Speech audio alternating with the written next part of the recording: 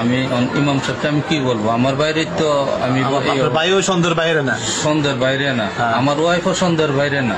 পরকীয়া ধরা পড়ায় যেভাবে নিজের মেয়ে ময়নাকে শেষ করে মসজিদে রেখে আসলো কুলাঙ্গার মহিলা।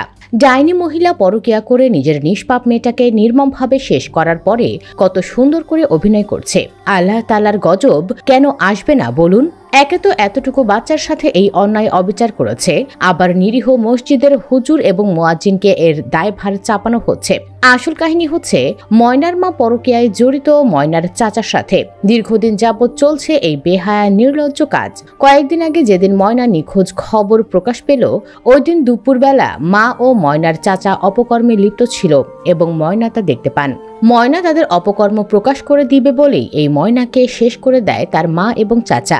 এই ঘটনাকে ধামাচাপা দেওয়ার জন্য ময়নার মা প্রথমে আঘাত করে দেয়ালের সাথে ধাক্কা দেয় এবং মৃত্যু নিশ্চিত করার জন্য চাচা ময়নার লজ্জাস্থানের ভেতর রড ঢুকিয়ে দেয়। তখন ময়না মুহূর্তের মধ্যে মারা যান। তারপর তার চাচা মসজিদের হুজুরকে ফাঁসানোর জন্য মসজিদে ময়নার মৃতদেহ রেখে আসেন। সরাইলের শাহবাজপুরে মসজিদের ছাদে ময়নার লাশ উদ্ধারের ঘটনায় ইমাম ও মুয়াজ্জিনকে জিজ্ঞাসাবাদের জন্য 2 দিনের রিমান্ড মঞ্জুর করেছেন আদালত। অথচ গতকাল তদন্তকারী কর্মকর্তা স্থানীয় উলামায়ে কেরামকে আশ্বস্ত করেছিলেন যে ময়না তদন্ত ও ডিএনএ রিপোর্ট পাওয়ার পর তাদের সংশ্লিষ্টতা না পেলে তাদের সম্মানের সঙ্গে মুক্তি দেওয়া হবে। সেই আশ্বাসের 24 ঘন্টা না যেতেই রিমান্ডে নেওয়া আমাদের কাছে বোধগম্য নয়। আমরা আইন ও বিচারের প্রতি পূর্ণ শ্রদ্ধাশীল। তদন্তের স্বার্থে প্রশ্ন থাকতেই পারে, ইমাম মুয়াজ্জিনকে জিজ্ঞাসাবাদ করা যেতে পারে, তবে রিমান্ড নিয়ে শারীরিক ও মানসিক চাপ প্রয়োগ নিরীহ মানুষের জন্য বড় রকমের হয়রানি।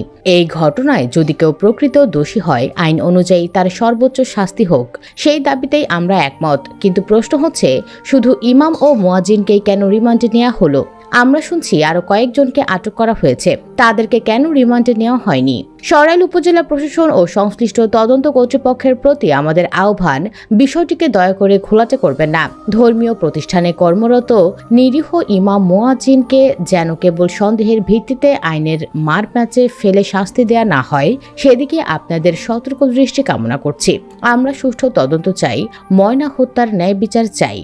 সুপ্রিয় দর্শক, আপনি কি চান ইমাম মুয়াজ্জিনকে যেন সসম্মানে ছেড়ে দেওয়া হয়? কমেন্ট বক্সে জানিয়ে দিন আপনার মতামত। ভিডিও ভালো লাগলে লাইক দিন এবং শেয়ার করুন, আর অবশ্যই চ্যানেলটি সাবস্ক্রাইব করুন। ধন্যবাদ।